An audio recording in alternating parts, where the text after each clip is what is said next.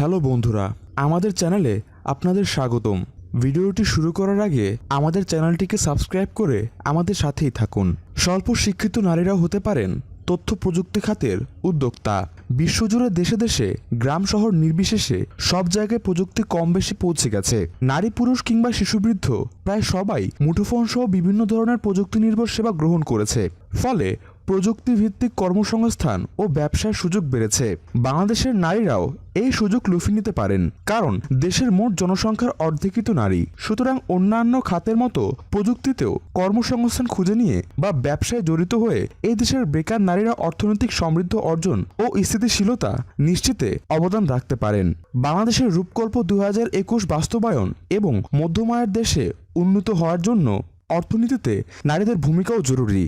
এতে নারীর ক্ষমতায়নও বাড়বে।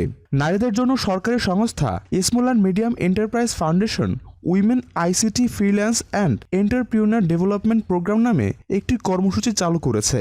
উদ্যমী ও স্বাবলম্বী মানসিকতার নারীরা অনায়াসেই এই ধরনের সুযোগ কাজে লাগাতে পারেন, কারণ সারা দেশে ইন্টারনেট সুবিধা পৌঁছে গেছে এবং অবকাঠামো উন্নয়নও দ্রুত ত্বরান্বিত হচ্ছে।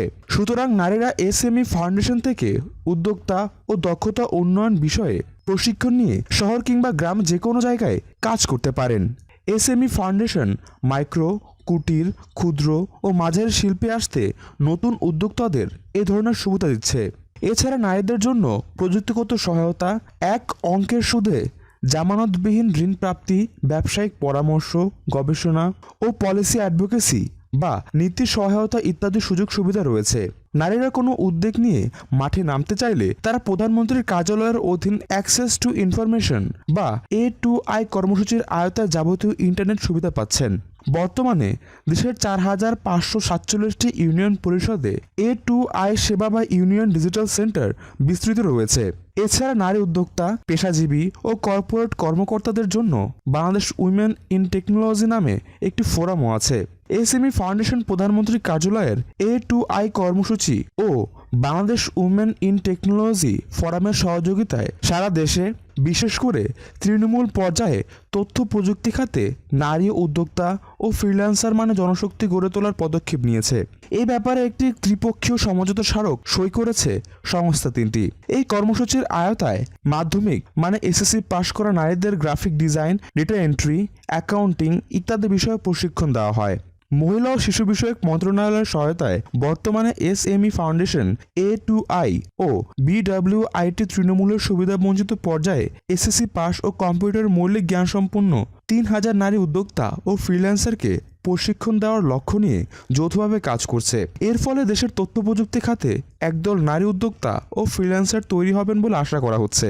এছাড়া কর্মসূচিটির আওতায় গ্রাম ও শহরের স্বল্প শিক্ষিত অর্থাৎ এসএসসি পাশ করা নারীদের মধ্যে দক্ষ আইটি ট্রেনার মানে প্রশিক্ষক তৈরি করা হবে, যাতে তারা উপার্জনমুখী কার্যক্রমে জড়িত হতে পারেন। প্রশিক্ষণের পরেও তাদের সহায়তা দেওয়া হবে, যা বর্তমানে প্রতিযোগিতামূলক কর্মক্ষেত্রে তাদের টিকে থাকতে সহায়ক হবে। সহায়তাগুলোর মধ্যে রয়েছে নারী উদ্যোক্তাদের সাপ্লাই চেইন বা সরবরাহ ব্যবস্থায় সম্পৃক্ত করা। এসব প্রশিক্ষিত নারীকে প্রোফাইল তুলে ধরতে একটি ডাটাবেস তৈরি করে সেটি লিঙ্ক জাতীয় অন্যান্য ওয়েবসাইটে দেওয়া, সরকার ও কর্পোরেট খাতের সামনে এসব নারীকে অন্তর্ভুক্তিমূলক কার্যক্রমে জড়িত করার ক্ষেত্র তৈরি ইত্যাদি। এছাড়া Bangladesh association of software and information সার্ভিসে এবং এ ধরনের বিভিন্ন সংস্থার সংযোগ ঘটিয়ে দেওয়ার পাশাপাশি ক্রেডিট হোলসেলিং কর্মসূচির আওতায় ব্যাংক থেকে বিনা জামানতে এক অঙ্কের সুদে ঋণ পাওয়ার ব্যাপারে সহায়তা করা হবে। মনে রাখতে হবে, এসএমই ফাউন্ডেশন সহায়তা ও পরামর্শ দেবে ঠিকই, তবে ঋণ দেওয়া না দেওয়ার বিষয়টি পুরোপুরি নির্ভর করবে ব্যাংক বা আর্থিক প্রতিষ্ঠানগুলোর নিজস্ব নীতিমালা বা সিদ্ধান্তের উপর।